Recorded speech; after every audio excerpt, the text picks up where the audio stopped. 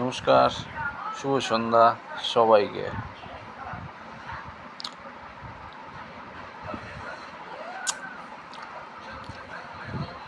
আমার ভিডিও যারা যারা দেখছো তাদেরকে সবাইকে ধন্যবাদ। আর এই চ্যানেলটার নাম দিয়েছি শিবকালী ব্লগ। কেন এটা শিবকালী ঠাকুরের আশীর্বাদে আমি এই চ্যানেলটা খুলেছি। তো এখন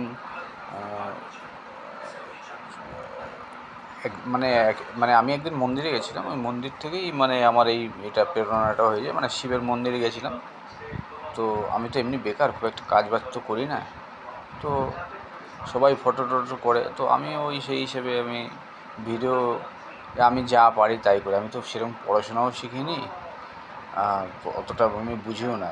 তো একজন আমাকে বললো যে এরকম হলে এখান থেকেও মানুষ করতে পারে কিছু। তাই ওই শিব কালী মন্দিরে গিয়ে ভগবানের আশীর্বাদ নিয়ে আমি চ্যানেলটা খুললাম।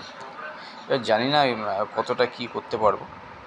তবে এটা কি, মানুষ পৃথিবীতে তো ভালো মানুষ আছে, তো ভালো মানুষ অনেক আছে।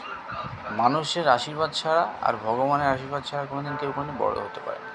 তো ওর জন্য আমি আমার ভিডিও যাদের ভালো লাগবে, যারা দেখবে তাদেরকে আমি প্রথম কথা তাদের তো ধন্যবাদ জানাই।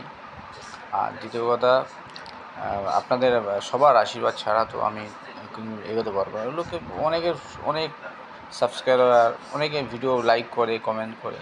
তো আমি তো সেরকম ভিডিও বানাই না। তবে আমি চেষ্টা করব, আমি মন্দির টন্দিরে ভিডিও করব, যখন যেখানে যেতে পারবো সেখানে করবো। তো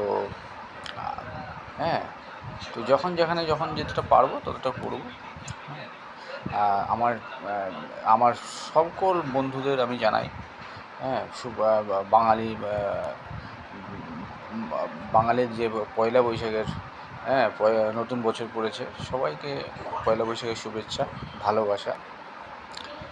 সবার দিন ভালো কাটুক এবং ভগবান শিব আর মা কালীর আশীর্বাদে সবার মঙ্গল হবে, সবার ভালোবাসা, সবার রোজগার, ইনকাম, রাস্তা, সব কিছু একেবারে সবাই সব দিক থেকে যেন সব কিছুটা পায়। এই বছরটা, নতুন বছরটা এইটুকুই করব। সবাই ভালো থাকবেন। আপনাদের আশীর্বাদ ছাড়া আমি কোনোদিন কিছুই করতে পারবো না। Thank you.